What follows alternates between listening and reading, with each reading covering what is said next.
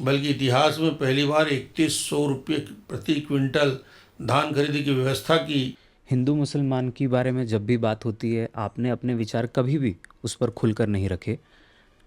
आपने समन्वय के साथ में छत्तीसगढ़ में विकास किया, पर आज देश में इस विषय पे बेहद चर्चाएं हैं। आप इस पूरे विषय को किस प्रकार देखते हैं? क्योंकि बात हो रही है हमारी संपत्ति उन्हें आधी रूप में दे दी जाएगी। फिर वो यात्रा प्रारंभ हुई और मुझे लगता कि वो दौर था संघर्ष का। सत्ता में आने की कल्पना ही नहीं थी। आप डॉक्टर रहे हैं और नौतपा चालू हो चुका है छत्तीसगढ़ में, कि क्या हमारे छत्तीसगढ़ की जनता को हीट स्ट्रोक से बचने के लिए करना चाहिए? मुझे लगता है कि हम सबको सावधानी रखनी चाहिए। ज़्यादा से ज़्यादा पानी पीना, ज़्यादा से ज़्यादा नींबू और नमक, इलेक्ट्रॉल यदि यूज़ कर सकें तो इलेक्ट्रॉल पानी पीने की भी ज़रूरत है। आपने आयुर्वेदिक डॉक्टर के रूप में पढ़ाई की, वो कंप्लीट होने के बाद आपका राजनीति में आना, और वो भी उस समय जब भाजपा की कोई सीट शायद उस समय नहीं हुआ करती। मेरी इच्छा राजनीति में आने की नहीं थी कभी। मैं छात्र जीवन में राजनीति में बहुत कभी सक्रिय नहीं था, कॉलेज में भी सक्रिय नहीं था। अटल जी के वो शब्द थे राष्ट्रीय अध्यक्ष बनने के बाद, उनका पहला मार्गदर्शन मिला, अंधेरा छटेगा, सूरज निकलेगा, कमल खिलेगा।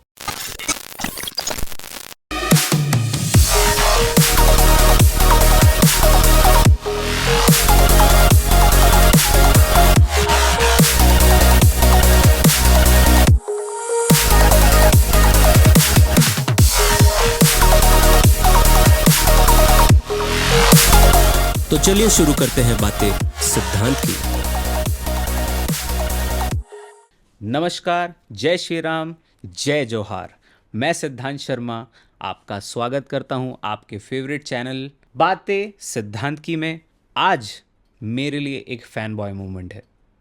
15 साल जिनके विकास कार्यों को देखकर, जिनके कार्यों को देखकर राजनीति में कई सारे युवाएं आए, उन्हीं के साथ छत्तीसगढ़ का विकास मॉडल जिसने देश ने भी अपनाया, और उसके बाद इनके साथ बात करते करते मुझे हमेशा कैप्टन कूल की फीलिंग आती है, जो कि अपने छत्तीसगढ़ के कैप्टन कूल हैं। तो आइए हम स्वागत करते हैं हमारे अपने चाउर वाले बाबा डॉक्टर रमन सिंह जी का, और जानते हैं इनके अनुभवों से कि छत्तीसगढ़ के आने वाले भविष्य को वो किस प्रकार देखते हैं, उनके राजनीतिक रोड मैप के बारे में, और बातें करेंगे उनके इतिहास के बारे में, और जानने का प्रयास करेंगे उनके जीवन के सिद्धांत के। तो चलिए शुरू करते हैं बातें सिद्धांत की। तो डॉक्टर साहब, स्वागत है आपका हमारे इस कार्यक्रम में बातें सिद्धांत की में। मेरा पहला सवाल मेरे फ़ैन बॉय मूवमेंट के साथ चालू होता है। फ़ैन बॉय मूवमेंट इसलिए मैं कह रहा हूँ क्योंकि जब हमें पता लगा, आपका समय हमें मिला, और दुर्भाग्य से मेरी तबीयत हीट स्ट्रोक की वजह से 2 दिन से ख़राब हो गई, बट ये मैं मिस आउट नहीं करना चाहता था कि आपके साथ मुझे कुछ देर भी बैठने का अवसर अगर मिले तो अपने आप तबीयत ठीक हो गई। शायद पानी का सेवन ज़्यादा कर लिया, जो भी नुस्खे होते थे वो अपनाए। आप डॉक्टर रहे हैं और नौतपा चालू हो चुका है छत्तीसगढ़ में, तो मेरा पहला सवाल ही डॉक्टर के प्रारूप में आपके लिए था कि क्या हमारे छत्तीसगढ़ की जनता को हीट स्ट्रोक से बचने के लिए करना चाहिए, ताकि वो आपसे मिलने का कभी भी अनुभव लूज़ ना कर पाए। देखिए, ये इंटरव्यू की शुरुआत ऐसे मौसम में जिसको नौतपा कहते हैं, और पूरे छत्तीसगढ़ ही नहीं देश में जिस प्रकार नौतपा का असर दिख रहा है जी, और छत्तीसगढ़ में विशेष रूप से मैदानी इलाका प्रभावित है जी, मुझे लगता है कि हम सबको सावधानी रखनी चाहिए। ज़्यादा से ज़्यादा पानी पीना, ज़्यादा से ज़्यादा नींबू और नमक, इलेक्ट्रॉल यदि यूज़ कर सकें तो इलेक्ट्रॉल पानी पीने की भी ज़रूरत है। डिहाइड्रेशन से बचना चाहिए, जी, और घर से निकलें तो खाली पेट ना निकलें। जी, पेट यदि खाली रहेगा तो ये सनस्ट्रोक का सीधा असर पड़ता है, जी, और बॉडी के अंदर पानी की मात्रा पर्याप्त होनी चाहिए। जी, तो सिंपल पानी पिए, नमक पानी पिए, इलेक्ट्रॉल पिए, जी, कोई जूस पिए, जी, ये लेकर ही निकलें। जी, जी, इससे बचत का यही उपाय है। और मुझे लगता है हम सभी को इसके लिए सावधानी रखनी चाहिए। जी। आने वाले समय जी। निश्चित रूप से बच्चों के लिए खास तौर से बहुत कठिन होगा। आपने आयुर्वेदिक डॉक्टर के रूप में पढ़ाई की, वो कंप्लीट होने के बाद आपका राजनीति में आना, और वो भी उस समय जब भाजपा की कोई सीट शायद उस समय नहीं हुआ करती, जितना हमारी जानकारी में आपने संघर्षों के उस दौर में राजनीति में एंटर किया, ये सोच क्यों थी? आप किस तरीके से राजनीति में आए, क्या कारण था? मैं 75 से अपनी पढ़ाई पूरा करके रायपुर के कॉलेज से निकला जी। और कवर्धा गया। जी। वो 75, 76, 77 का दौर काफ़ी उथल पुथल का था देश में। जी। और ये दौर था जिस दौर में प्रजातंत्र को कुचला गया, जी। उसी दौर में आपातकाल लगा, जी। पूरे हिंदुस्तान को जेल बना दिया गया। उस दौर में मेरी इच्छा राजनीति में आने की नहीं थी कभी। जी। मैं छात्र जीवन में राजनीति में बहुत कभी सक्रिय नहीं था, कॉलेज में भी सक्रिय नहीं था। जी। मगर चुनौतियां जब आई जी। और जयप्रकाश का वो दौर चला, जब हम लोग छात्र थे, संपूर्ण क्रांति का आंदोलन, जी। जयप्रकाश जी के उस आंदोलन से प्रभावित होके जी। और हमारे राष्ट्रीय नेता अटल बिहारी वाजपेयी जी के आह्वान पे उनका वो अवसर मेरे जीवन भर याद रहेगा। जी। क्योंकि मैं युवा मोर्चा में काम शुरू किया 75-76 के बाद, जी। और 80 का समय जी। जो मुझे लगता है कि एक महत्वपूर्ण पड़ाव था मेरे जीवन में, जब मैं पार्षद बन चुका था और बॉम्बे में भारतीय जनता पार्टी का जनता पार्टी से विलय के बाद जी। पहला अधिवेशन हो रहा था, जी। जिसमें माननीय अटल बिहारी वाजपेयी जी को प्रधान पार्टी का राष्ट्रीय अध्यक्ष चुना जाना था। जी। जी। जी। जी। और वो बॉम्बे का अधिवेशन, उस छागला की उपस्थिति, हजारों कार्यकर्ताओं की उपस्थिति, और हम लोग यहाँ से जीप से 12 लड़के उस सम्मेलन में उपस्थित शामिल होने के लिए गए। तो वो शब्द आज भी हम सबके कानों में गूंजता है। अटल जी के वो शब्द थे राष्ट्रीय अध्यक्ष बनने के बाद, उनका पहला मार्गदर्शन मिला, अंधेरा छटेगा, सूरज निकलेगा, कमल खिलेगा। वो आज भी गूंज रहा है, आज भी गूंजता है। और शायद मुझे लगता है कि हम लोगों ने 80 आते आते एक उस बदलाव को भी देखा, और एक नए राजनीतिक दल के रूप में जनसंघ के बाद जनता पार्टी और फिर भारतीय जनता पार्टी के उदय, ये उस यात्रा को हम लोग गवा रहे हैं। जी। संघर्षों के उस दौर में परिवार का साथ आपके साथ किस प्रकार था? क्योंकि राजनीति आज के परिदृश्य में भी परिवारजनों के लिए बहुत ही कठिनाइयों से भरा होता है। परिवार साथ नहीं दे पाते या उस संघर्ष के साथ चल नहीं पाते। उस समय आपके साथ कैसा रहा माहौल घर में? वो दौर बहुत सक्रिय राजनीति में नहीं, पार्षद बनना जी। और लगता भी नहीं था कि पार्षद बन गया हूँ या मंडल में अध्यक्ष बन गया हूँ जी। तो कोई विधायक बन जाऊंगा, सांसद बन जाऊंगा, मंत्री बन जाऊंगा। मुख्यमंत्री की कल्पना ही नहीं थी। जी। तो राजनीति में चुनौती के रूप में सामने आए, जी। और बाद में चुनौतियां आती गई, कार्यकर्ताओं का समूह बनता गया, जी। और धीरे धीरे ऐसा लगने लगा कि भारतीय जनता पार्टी के उस दौर में जब पहली बार कवर्धा से पार्षद बना, कमल निशान लेके भारतीय जनता पार्टी के प्रत्याशी की हैसियत से, फिर वो यात्रा प्रारंभ हुई। और मुझे लगता कि वो दौर था संघर्ष का। जी। सत्ता में आने की कल्पना ही नहीं थी, जी। और सत्ता के लिए या विधायक बनने के लिए अन्य किसी कल्पना को लेकर नहीं आए थे। एक प्रजातंत्र को चुनौती थी, उस चुनौती को सामने रखकर संघर्ष के लिए हम लोग तैयार हुए। उसमें काफ़ी युवकों का समूह था। जी। एमएलए जो आपको पहली टिकट मिली, उसका कोई किस्सा जिसमें क्या क्योंकि आपको बहुत जल्द मिल गई थी। आप बता रहे हैं कि जैसे आपकी 75 में राजनीति की शुरुआत हुई, लगभग पढ़ाई ख़त्म हुई थी, तो तुरंत ही पहले आपको एमएलए का टिकट मिला। एमएलए के टिकट के पीछे महत्वपूर्ण विषय था, माननीय सुंदरलाल पटवा उस समय संयुक्त मध्य प्रदेश के प्रदेश के अध्यक्ष थे जी। और उन्होंने एक अद्भुत यात्रा निकाली थी, बस्तर से शुरू करके पैदल पैदल और कवर्धा होते हुए, चिल्फी घाटी होते हुए, मंडला होते हुए, फिर मध्य प्रदेश की यात्रा में। जी तो वो यात्रा की शुरुआत हुई, पहले वो यात्रा में कवर्धा नहीं था। जी तो मैंने पटवा जी से आग्रह किया कि अब यात्रा आप निकाल के जा रहे हैं जी तो कवर्धा से आपको निकलना चाहिए चिल्फी घाटी तक, और हम लोग साथ रहेंगे। जी अच्छा कार्यक्रम होगा। हम लोग नए लोग थे, जी हमारा उत्साह काफ़ी था। जी पटवा जी ने कहा कि शानदार कार्यक्रम करो, मैं आता हूँ। जी तो पटवा जी के उस यात्रा में जी लगातार पूरे कवर्धा जिले में, या उस समय तहसील था, जी। साथ रहने का अवसर मिला। जी उन्होंने भी पहचाना जाना,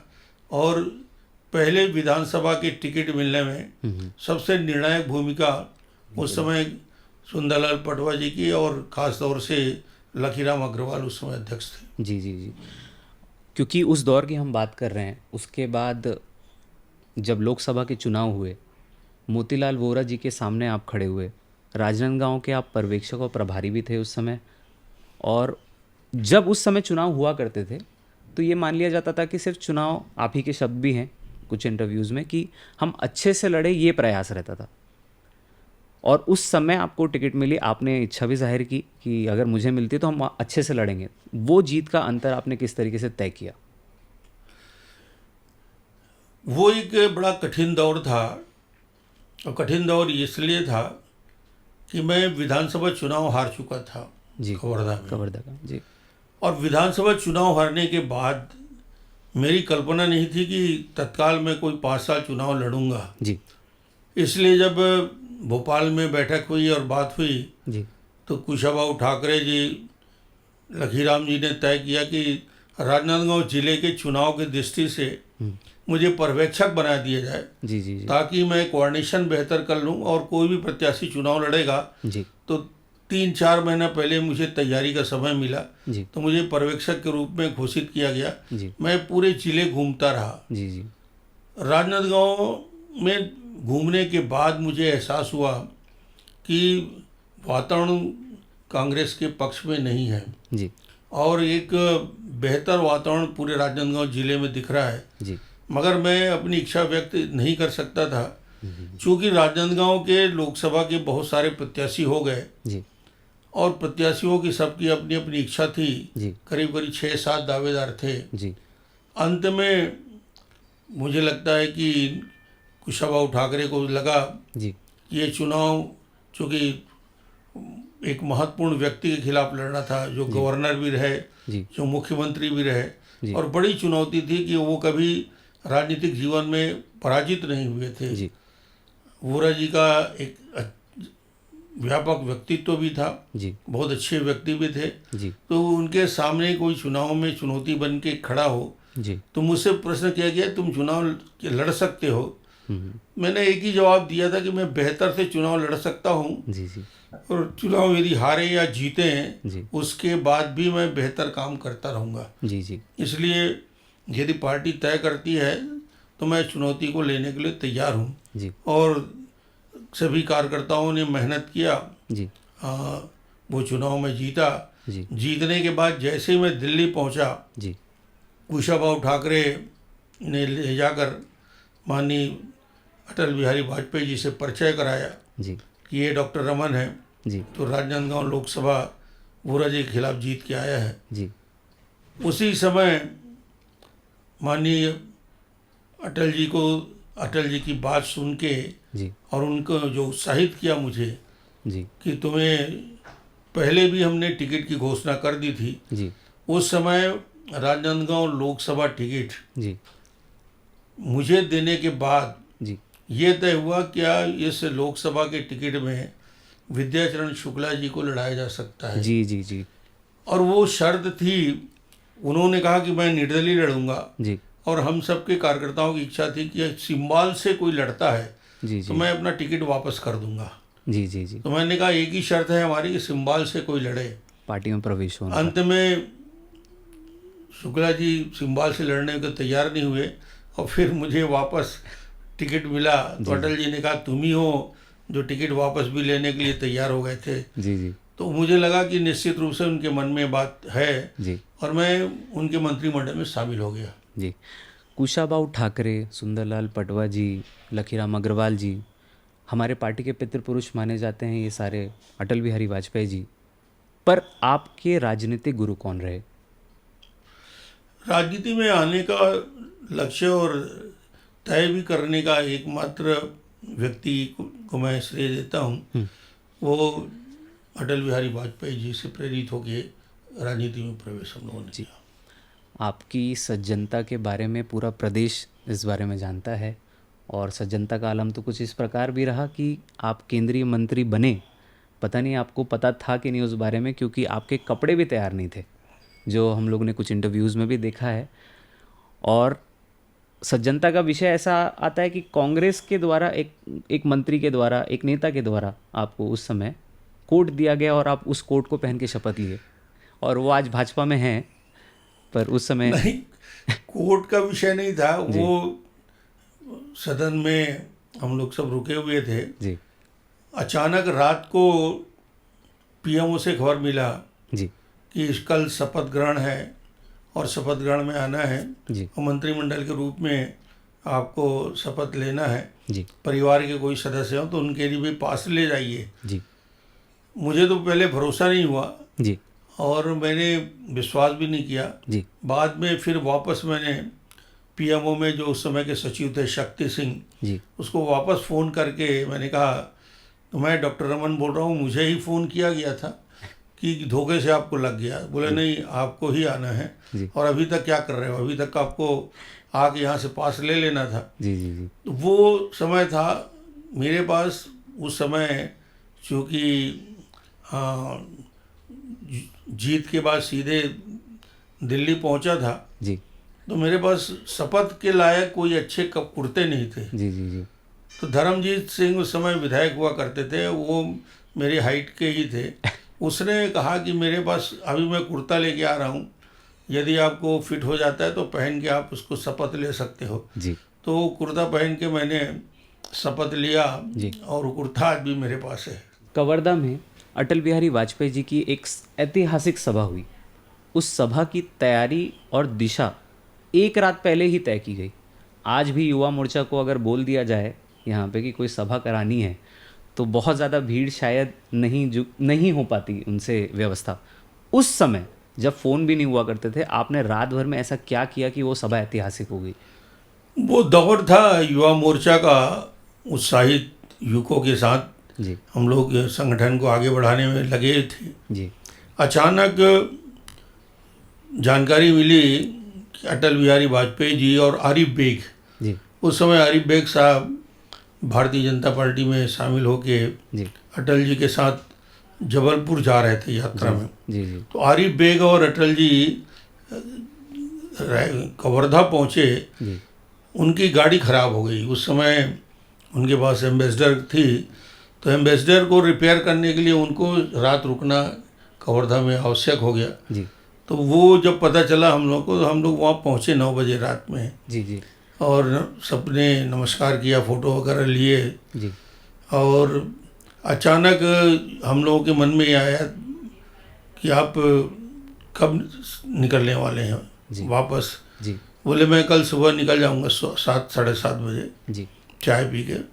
और काफ़ी देर बात करते रहे। जी तो मैंने उनसे आग्रह किया, क्या ये संभव है कि जाते जाते आपकी एक छोटी सभा महावीर स्वामी चौक, जी कवर्धा का चौक काफ़ी प्रसिद्ध रहा है, जी वहाँ पे एक सभा हो जाए आरिफ बेग साहब और आपका। जी बोले मैं 7:30 बजे जा रहा हूँ।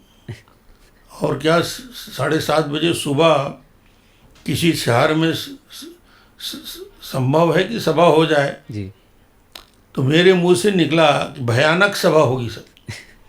तो जब अटल जी ने सुना भयानक, जी तो आरिफ बेग की तरफ देखने लगे, मुस्कुरा के बोलो देखो ये तो भयानक सभा करने वाला है, जी तो भयानक सभा में कौन जाएगा? जी फिर बोले कि तुम लोग सुबह 7 बजे क्या करोगे? जी तो मैं कहा नहीं सर, आप आइए और यदि वो मैदान भरा नहीं होगा तो आप वहाँ से निकल जाना, रास्ता आपका वही है। जी जी यदि आपको जबलपुर जाना है जी। तो उस चौक से होके ही निकलना है। जी तो यदि वो मैदान भरा नहीं होगा तो आप रुकना मत, सीधा निकल जाना। जी और यदि मैदान में लोग दिखेंगे तो आप 5 मिनट रुक जाइए। जी बोले चलो देखते हैं सुबह। जी पूरी रात हम लोग माइक लेके आसपास कवर्धा वार्डों में जी अनाउंस करते रहे। दूसरा साधन नहीं था उस समय। जी आसपास के गांव में भी चक्कर लगा के रात भर घूमते रहे। जी मगर आश्चर्यजनक रूप से अटल जी का नाम और आरिफ बेग का नाम बड़ा नाम रहा है, आज नहीं हमेशा। जी सुबह जब 8 सवा 8 बजे अटल जी तैयार होके निकले तो मैदान पूरी तरीके से भरा हुआ था। जी जी और 5 मिनट नहीं, जी जी करीब करीब 30-35 मिनट की सभा हुई। बड़ी वो शायद मेरे जीवन का जी जी सबसे सुबह की सभा है जी और जीवन में कभी ना भूलने वाली सभा। कवर्धा वाले भी नहीं भूलते। जी एक अडवाणी जी की रात को 12 बजे की सभा और अटल जी की सुबह की सभा, जी वो हमारे जीवन में, हम सब युवकों के मन जी। में आज भी बसा हुआ है। जी हमारे देश के आदरणीय प्रधानमंत्री नरेंद्र मोदी जी के साथ आपकी पहली मुलाकात के बारे में कुछ बताइए। मोदी जी से संपर्क, चूँकि मैं संगठन में काम करता रहा, मध्य प्रदेश संयुक्त जब था जी तो प्रदेश मंत्री की हैसियत से जी मध्य प्रदेश में काम करता था, ऑर्गेनाइजेशन में काम करता था। जी और उस समय कार्यालय जाने की, बीजेपी कार्यालय दिल्ली जाने का अवसर मिलता था। जी और ये उस समय संगठन मंत्री की हैसियत से जी जी काम करते थे। जी। उसके बाद रायपुर के कार्यालय में भी उनके साथ कई बार मुलाकात हुई। जी यहाँ प्रभारी की हैसियत से भी मोदी जी ने छत्तीसगढ़ और संयुक्त मध्य प्रदेश के हिसाब से काफ़ी काम किया, यात्राओं को भी देखा उन्होंने। जी तो वो लगातार संगठन मंत्री की हैसियत से जी और एक सामान्य प्रदेश मंत्री की हैसियत से मैं उनसे मिलता रहा जी। और उनका मार्गदर्शन मिलता रहा। जब मुख्यमंत्री बन गए जी तो फिर लगातार कभी दिल्ली में मुलाकात, कभी गुजरात जाके मुलाकात, जी। कभी उनका यहाँ आगमन होता रहा। अजीत जोगी जी हमारे प्रदेश के पहले मुख्यमंत्री रहे। उनके दौर को लोग इमरजेंसी के दौर के तौर पे भी याद रखते हैं छत्तीसगढ़ में, क्योंकि इतने ज़्यादा भयावह स्थिति रहती थी, झगड़े होते थे, लड़ाई होते थे, मर्डर हो जाते थे, मतलब प्रशासनिक कार्रवाइयों पे बहुत ढील थी। और उस दौर में आपको सरकार लाने की जिम्मेदारी राष्ट्रीय स्तर से मिली प्रदेश अध्यक्ष के तौर पे। कैसा रहा वो संघर्ष का, क्योंकि अभी अभी सभी लोगों ने संघर्ष वापस किया, भूपेश की सरकार को पलटा, पर अजीत जोगी जी इनसे भी अलग स्थिति के मुख्यमंत्री माने जाते थे। आपने उस दौर में सरकार ली, वो एक निर्णय था, जी संगठन ने लिया निर्णय। जी मैं केंद्र में मंत्री की हैसियत से, जी कॉमर्स मिनिस्टर की हैसियत से, राज्य मंत्री का दर्जा था मुझे, जी मैं काम कर रहा था। जी अचानक वेंकट नायडू जी और अडवाणी जी के निवास में जी मुझे खबर मिला कि वहाँ बुलाया गया है। जी मुझे समझ में नहीं आया कि क्यों बुलाया गया है। जी मैं पहुंचा तो सारे वरिष्ठ नेता बैठे थे, जी अडवाणी जी भी थे, नायडू जी भी थे। जी तो मैं बैठा तो एक पहला प्रश्न बैठते ही उन्होंने कहा, जी तुमको कुछ नई जवाबदारी देना चाहते हैं, जी क्या मानसिक रूप से तुम तैयार हो? जी मैं समझ नहीं पाया, मैं कहा क्या जवाबदारी देना चाहते हैं? जी तो बोले छत्तीसगढ़ में जी प्रदेश अध्यक्ष की हैसियत से जी हाँ तुम्हारे बारे में चर्चा हो रही है, जी यदि तुम्हारी सहमति होगी तो तुमको केंद्रीय मंत्रिमंडल से इस्तीफा देना पड़ेगा। जी अब मेरे लिए बिल्कुल अचानक ये प्रश्न था जी जिसके लिए मैं तैयार होके नहीं गया था। जी मगर मैं बैठा और एक गिलास पानी पीने के बाद जी मैंने कहा देर नहीं करना है।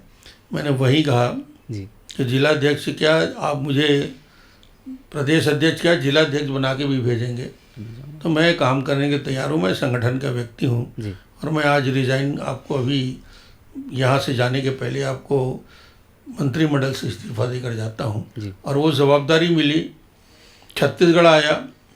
निश्चित रूप से उस समय जो भय और आतंक का वातावरण था, जी उससे बड़ी बात खरीद फरोश की राजनीति जी की पराकाष्ठा हो गई थी। जी विधायक खरीदे जा रहे थे, जी विधायकों के ऊपर दबाव था। जी हत्याओं का दौर चल रहा था, राजनीतिक हत्याओं का, जी उस दौर में कार्यकर्ताओं को इकट्ठा करना, जी सबको साथ लेके चलना, जी 3-3 यात्राएं एक साथ चालू करना, जी तो निश्चित रूप से वो एक चुनौती भरा दौर था। जी और मुझे लगता है कि वो दौर कांग्रेस का अजीत जोगी के नेतृत्व में जिस प्रकार की गतिविधियां हो रही थी, जी उसकी वजह से कांग्रेस 15 साल के लिए पिछड़ गई। जी।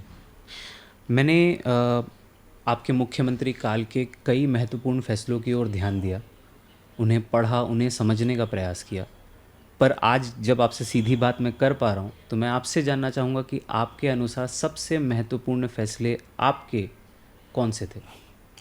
देखिए, 15 साल एक लंबा वक्त होता है, जी और राजनीति में मुख्यमंत्री का दायित्व, वो भी छत्तीसगढ़ जैसे चुनौतीपूर्ण राज्य में, जी जहाँ पलायन था, जी जहाँ भुखमरी थी, जहाँ गरीबी का संकट था, जी जहाँ डेवलपमेंट के लिए बहुत सारी उम्मीदें जगी हुई थी, जी इन सारे मुद्दों को लेकर जब चीफ मिनिस्टर की हैसियत से आज मैं जी वो 15 साल की यात्रा को वापस देखता हूँ जी कि मेरा कौन सा निर्णय था जी जिस पर आज भी छत्तीसगढ़ का बच्चा बच्चा मुझे याद करता है, जी और आज भी बस्तर से सरगुजा तक जी उस योजना की गूंज न केवल बस्तर में है, जी बल्कि हिंदुस्तान के किसी गांव में भी जाता हूं, किसी प्रदेश में जाता हूं, जी तो डॉक्टर रमन की एक पहचान बनी, जी वो चाउर वाले बाबा की जो छवि बनी। जी 1 रुपया किलो चावल, 70 लाख परिवारों को राशन की व्यवस्था, नमक की व्यवस्था, चना की व्यवस्था। जी मुझे लगता है कि राजनीतिक जीवन में बहुत सारे काम किए, जी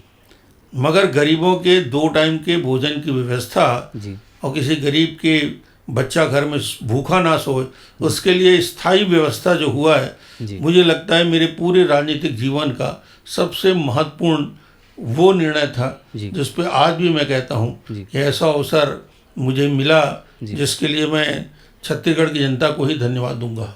और फिर उस पूरे सिस्टम को देश ने भी अपनाया। इस पूरे सिस्टम को, पीडीएस को सुप्रीम कोर्ट ने भी उसकी तारीफ की। जी हिंदुस्तान के अन्य राज्यों ने जैसे हमने योजना बनाई थी वैसी योजना जी उसको स्वीकार किया। केंद्रीय स्तर में दिल्ली के अंदर, प्रदेश के अंदर मुख्यमंत्री के नाते जी जब हमारे मुख्यमंत्रियों के साथ बैठते थे जी और प्रधानमंत्री जी के साथ चर्चा होती थी, जी तो छत्तीसगढ़ की पीडीएस का प्रेजेंटेशन करने का अवसर मिलता था, जी छत्तीसगढ़ की उन योजनाओं का। और उसके बाद न केवल पीडीएस जी बल्कि एक ऐसा शानदार सिस्टम तैयार किया, जी प्रोडक्शन, प्रोक्योरमेंट, डिस्ट्रीब्यूशन। जी पैडी जो है, धान है, छत्तीसगढ़ का केवल पैदावार नहीं है, जी ये हमारी जीवन पद्धति है, ये हमारा संस्कार है, हमारे जीवन में है, ये हमारे मरण में है। जी। सवेरे दोपहर शाम 3 बार खाते हैं हम चावल।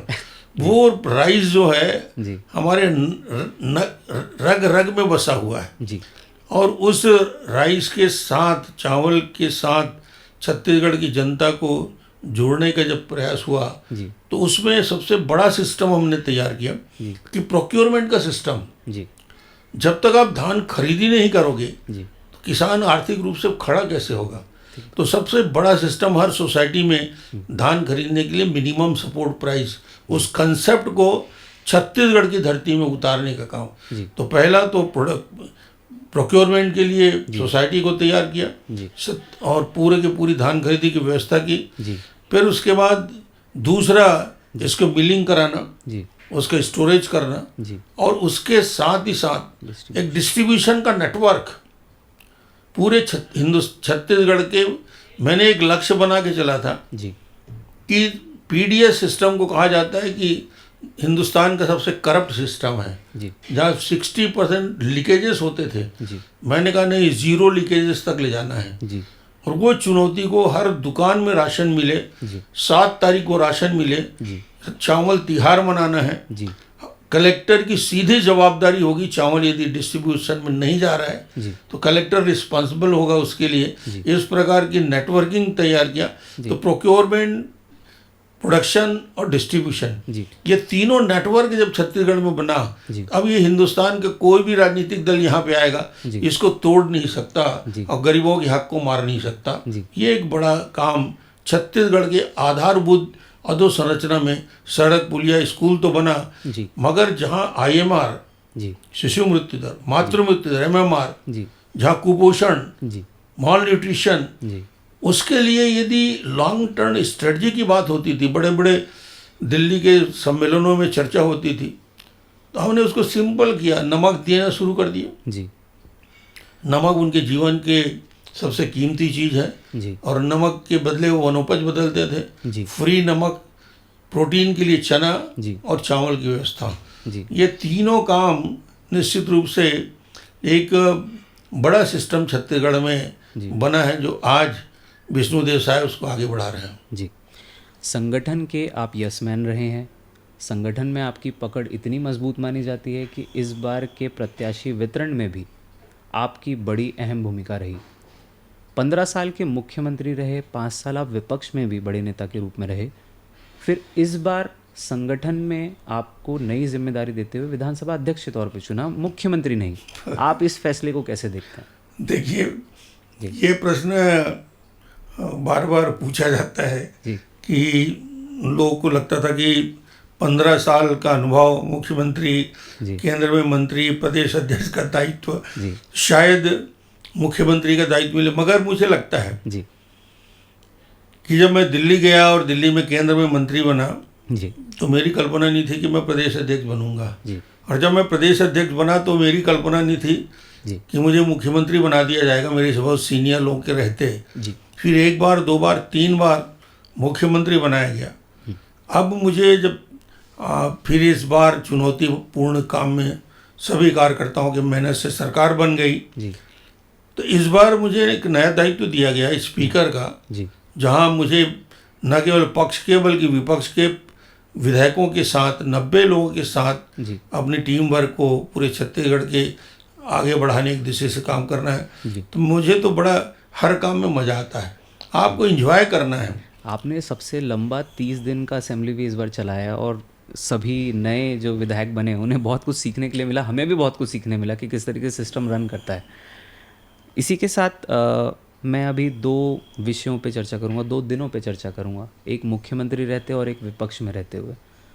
मुख्यमंत्री रहते हुए आप उस दिन को बड़ा दुर्भाग्यपूर्ण मानते हैं कि झीरम कांड जो हुआ, उस दिन क्या आपके मन में, मतलब क्या था पूरे दिन का माहौल, कैसा गया वो दिन? और दूसरा, विपक्ष में रहते हुए आपके विधायकी क्षेत्र पूर्व में कवर्धा, वहाँ जो दंगा हुआ उसे आप किस तरीके से देखते हैं?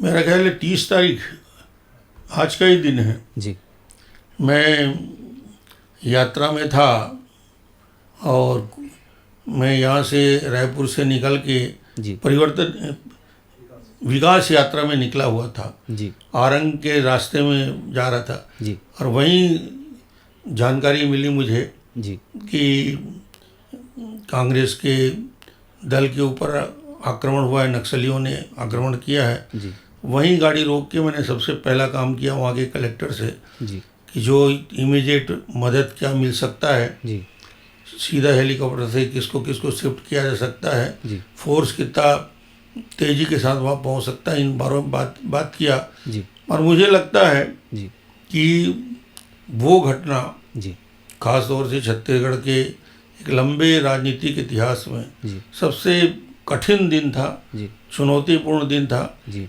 और कायरता की पराकाष्ठा थी जी कि निहत्थे लोगों के ऊपर गोली चला।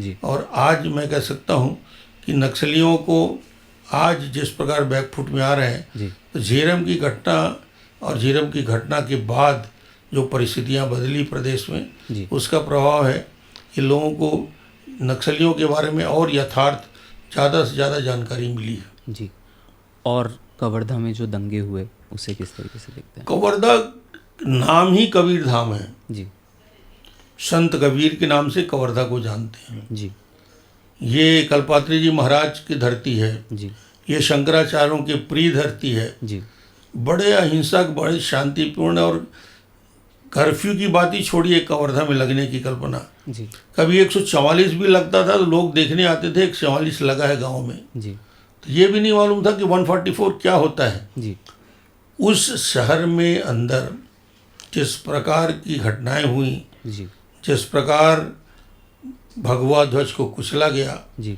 जिस प्रकार सांप्रदायिकता की बातें 5 साल तक आगे बढ़ती रही, जी तो जबरदस्त आक्रोश था छत्तीसगढ़ की कवर्धा के लोगों में। जी और मुझे लगता है कि उसकी पराकाष्ठा थी कि बड़ा आंदोलन भी हुआ, जी गोली चलने की स्थिति भी आई, कर्फ्यू भी लग गया। जी तो ये कवर्धा के तासीर में नहीं था, जी। इसलिए लोगों ने चुनाव में उसकी प्रतिक्रिया भी दिखाई। आपका मुख्यमंत्री काल सरगुजा के लिए नक्सलवाद मुक्त काल भी रहा।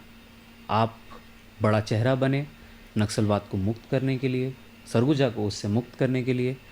अब बस्तर की मुहिम जारी है। कह रहे हैं, अमित शाह जी भी बोलते हैं, विजय भैया भी बोलते हैं कि 2 साल के अंदर, 2 से 3 साल के अंदर बस्तर को नक्सलवाद मुक्त किया जाएगा। आप इस पूरे विचार को किस तरीके से देखते हैं? बिल्कुल अमित शाह के बातों से मैं 100% सहमत हूँ। जी डबल इंजन की सरकार जी और उसकी ताकत जी और एक इच्छा शक्ति, जी यदि दिल्ली के अंदर भी इच्छा शक्ति है और राज्य में वही सरकार है, जी तो ये दोनों मिलके जी भारतीय जनता पार्टी की छत्तीसगढ़ में जी विष्णुदेव साई की सरकार, जी दिल्ली में मोदी जी हैं, जी ये एक बेहतर कार्य योजना के साथ काम चल रहा है। जी और मैं उम्मीद करता हूँ कि जो आधार बना जी नक्सली उन्मूलन के लिए, जो कार्य योजना बनी थी, जी अब उसकी अंतिम परिणति का वक्त आ गया है। जी और आने वाले 1-2 समय में जी निश्चित रूप से जैसे सरगुजा शांति से चल रहा है, जी नक्सल उन्मूलन हुआ, जी बस्तर भी, और बस्तर के साथ साथ आसपास के क्षेत्रों में भी शांति होगी जी और विकास की धारा जो चल रही है जी। वो आगे बढ़ेगी। जी। आने वाले समय में आपका राजनीतिक रोड मैप क्या है? इसके आगे क्या? अभी तो प्रदेश का विधानसभा के स्पीकर की हैसियत से जो जवाबदारी दी है, 4 साल मैं इस जवाबदारी का निर्वहन करता रहूँगा। जी और आगे क्या संगठन के क्या निर्देश होगा, जी मैंने राजनीतिक जीवन की ABCD से शुरुआत, जो पार्टी का निर्देश हुआ उसका क्रियान्वयन करता रहा। जी आगे जैसा दिशा निर्देश होगा जी माननीय राष्ट्रीय अध्यक्ष जी का, माननीय प्रधानमंत्री जी का, जी वो दिशा में पार्टी को आगे बढ़ाने के लिए काम करता रहूँगा। आपके मुख्यमंत्री रहते 2 साल का जो बोनस बकाया था, आपकी दिली इच्छा थी कि वो उस समय ही किसानों को मिल जाए, पर वो इस सरकार 5 साल के अवरोध के बाद इस बार तुरंत ही 100 दिनों के अंदर प्राप्त हुआ। आपकी पहली प्रतिक्रिया उसमें क्या थी? 2 साल का वादा भारतीय जनता पार्टी ने किसानों को किया था, जी और पिछले बार हम जो जिस प्रकार पीछे रह गए थे उसके पीछे भी कारण था जी कि लोगों का विश्वास कम हुआ था पार्टी से। जी और इस बार उस विश्वास को हमने फिर से दोहराया है जी और कहा है कि वो 2 साल का पिछली बार जो बोनस नहीं दिए थे उसके लिए जनता ने जो भी फैसला किया उसको हम मंजूर करते हैं। जी मगर इस बार हमने न केवल 2 साल का बोनस दिया, जी बल्कि इतिहास में पहली बार 3100 रुपये प्रति क्विंटल धान खरीदी की व्यवस्था की। जी उनके लिए 21 क्विंटल प्रति एकड़ धान खरीदी की व्यवस्था की। जी तो ये एक अभूतपूर्व समय है छत्तीसगढ़ में। जी भारतीय जनता पार्टी के किसानों के हित में इतिहास का सबसे महत्वपूर्ण काम यदि हुआ है जी। तो आज भारतीय जनता पार्टी के नेतृत्व में माननीय मोदी जी के आशीर्वाद से हुआ है। कैप्टन कूल ऑफ छत्तीसगढ़, चाउर वाले बाबा, इसके साथ साथ एक और विशिष्ट आपके बारे में जो बोला जाता है कि आप एक राजनीतिक गुरु के रूप में भी बहुत अच्छे हैं। आपको जन जन की पहचान है, रिजल्ट्स के बारे में आपको मालूम रहता है। अभी अभी लोकसभा का चुनाव हुआ, क्या रिजल्ट उम्मीद कर रहे हैं? लोकसभा चुनाव के बारे में जिस प्रकार पूरे देश से समाचार मिल रहे हैं, जिस प्रकार की खबरें आ रही हैं जी और अलग अलग राष्ट्रीय नेताओं से जिस प्रकार चर्चा बातचीत हो रही है, जी जनता का रुझान और मन तीसरी बार फिर पूर्ण बहुमत के साथ माननीय मोदी जी को प्रधानमंत्री बनाने के लिए तय कर चुके हैं। जी और 400 पार नारा नहीं, 4 तारीख को यथार्थ होने वाला है। जी इंडी गठबंधन को आप किस प्रकार देखते हैं और अपने और उनके मैनिफेस्टो को किस प्रकार देखते हैं? वो गठबंधन सिर्फ और सिर्फ जी भारतीय जनता पार्टी के सत्ता से, मोदी जी के भय की वजह से जी इस प्रकार का गठबंधन हुआ है, जी जहाँ कम्युनिस्ट भी है, समाजवादी भी हैं, जी जहाँ पे अलग अलग राजनीतिक कांग्रेस के लोग भी हैं। जी इनका कभी तालमेल आज तक राजनीतिक देश से इतिहास में जी। हुआ भी नहीं है। तो ये अस्थायी रूप से इनका गठबंधन है जी और जनता इनको पहले भी उत्तर प्रदेश, बिहार में और हिंदुस्तान में जी लगातार रिजेक्ट करते आ रही है। जी इस बार की भी लोकसभा में पूरे देश में इनको रिजेक्ट करने वाले हैं। जी। हिंदू मुसलमान की बारे में जब भी बात होती है, आपने अपने विचार कभी भी उस पर खुलकर नहीं रखे। आपने समन्वय के साथ में छत्तीसगढ़ में विकास किया, पर आज देश में इस विषय पे बेहद चर्चाएं हैं।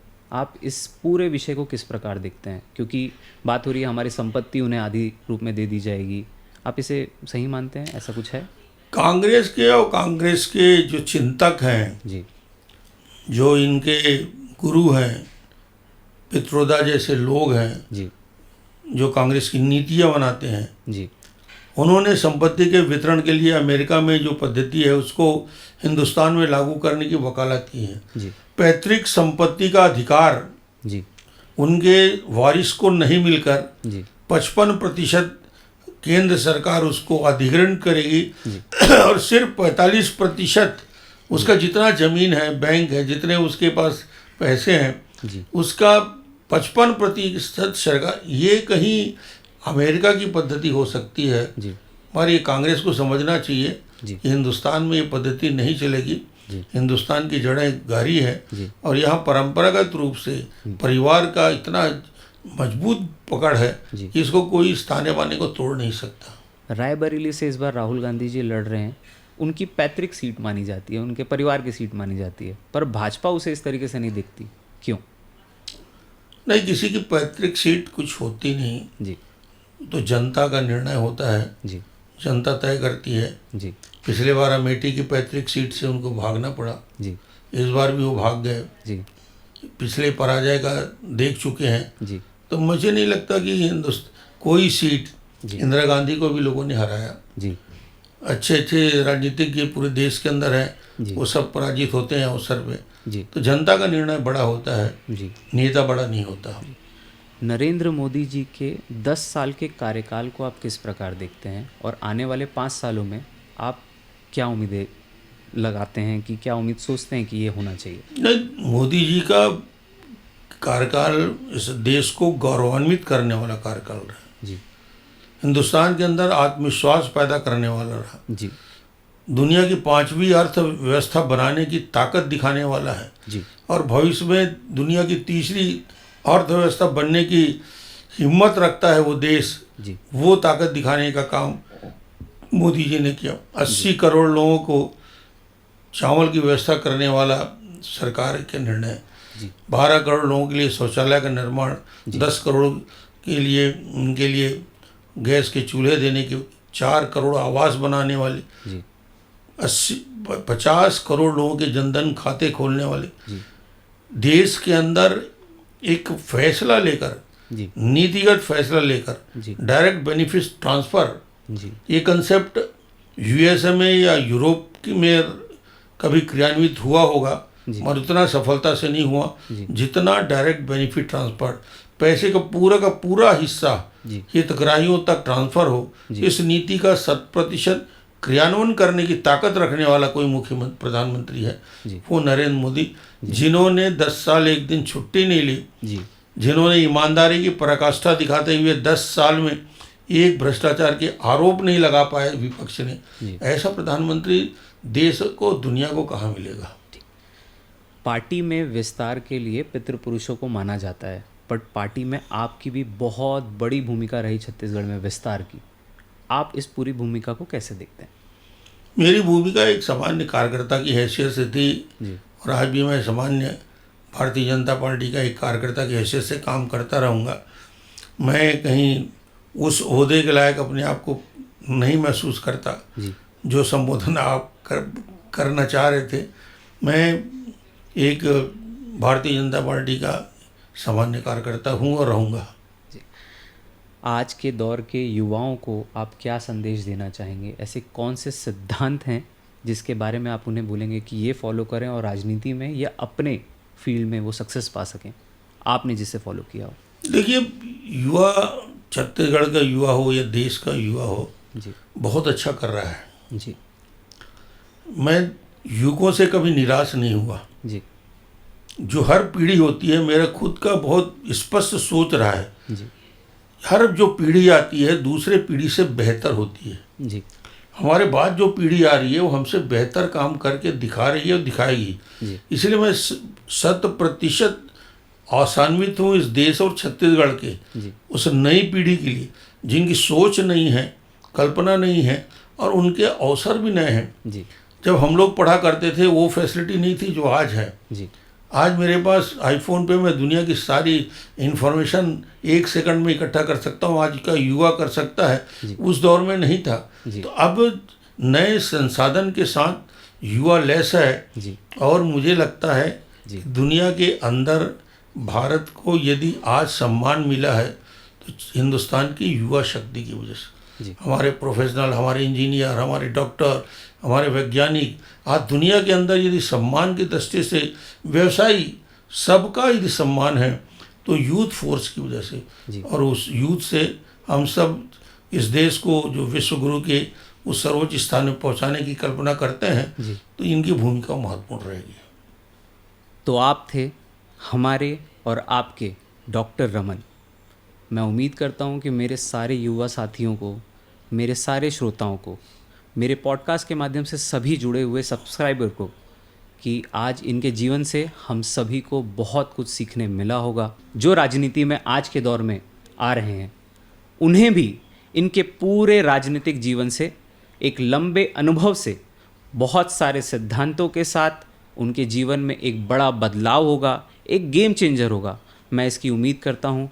इसी के साथ हम सभी डॉक्टर रमन सिंह जी के साथ इस पॉडकास्ट को शायद आगे भी जारी रखेंगे, कुछ नए सवालों के साथ, एक नए दौर के साथ, एक नए राजनीतिक सफ़र के साथ। इसी के साथ आप सभी को मेरा नमस्कार। जय श्री राम, जय जौहार।